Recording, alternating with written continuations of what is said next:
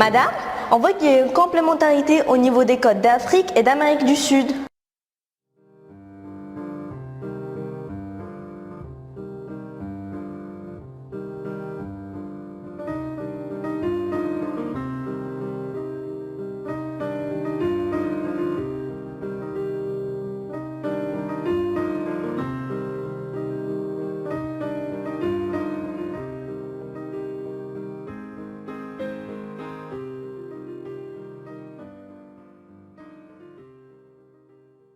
L'observation remarquée par cet élève dans cette séance de géologie est la même qui a attiré l'attention du célèbre géophysicien Alfred Wegener.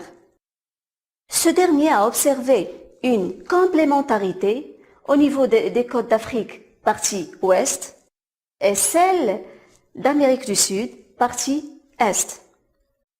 Et c'est le premier argument élaboré par ce géologue, dit argument morphologique. Des études concernant des formations rocheuses effectuées par ce géologue ont permis de déterminer des structures géologiques dont l'âge dépasse 2 milliards d'années et qui s'interrompent brutalement au niveau des côtes africaines et réapparaissent au niveau des côtes d'Amérique du Sud. C'est l'argument géologique.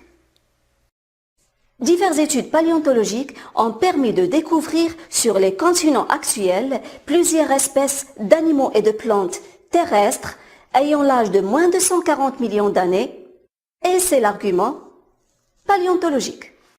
Donc, les trois arguments élaborés par Wegener, l'argument morphologique, paléontologique et géologique, suggère que les continents ont formé il y a moins de 140 millions d'années un seul supercontinent, la Pangée.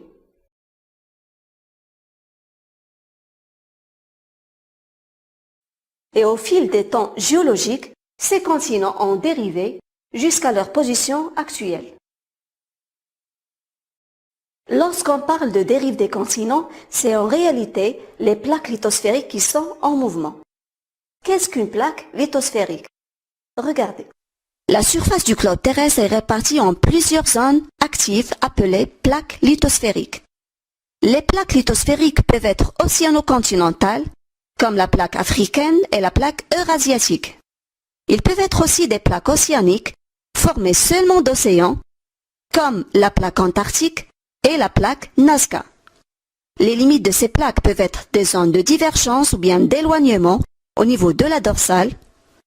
La dorsale ou bien l'aride médio-océanique est une frontière de divergence entre deux plaques tectoniques. Et c'est le lieu de création de lithosphère océanique, c'est-à-dire naissance d'un nouvel océan. Ces limites peuvent être aussi des zones de convergence ou bien de rapprochement, au niveau des fosses ou des zones de subduction, ce qui conduit à la naissance des chaînes de montagnes.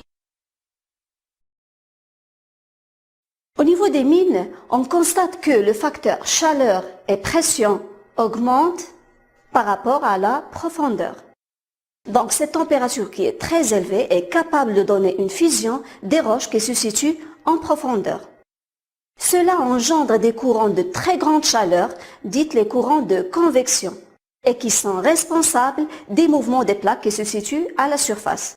Donc, pour comprendre bien ce mécanisme, vous allez suivre cette explication. Pour comprendre le mécanisme responsable de la mobilité des plaques lithosphériques, on a réalisé ce modèle expérimental. On a chauffé une solution colorée plus haut dans un état stable. Regardez le résultat. Formation des courants thermiques et mobilité à la surface. Maintenant, on va voir ce qui se passe en réalité. La désintégration des éléments radioactifs dans l'asténosphère sous l'effet de chaleur aboutit à la naissance des courants de convection. Et c'est le moteur responsable de la mobilité des plaques lithosphériques. Les arguments avancés par Wegener et les géologues qui ont arrivé par la suite ont permis de découvrir que les continents ou bien les plaques lithosphériques sont en mouvement relatif continu. Le responsable de ces mouvements sont les courants de convection. Notre séance est terminée. Attendez-moi dans une autre séance.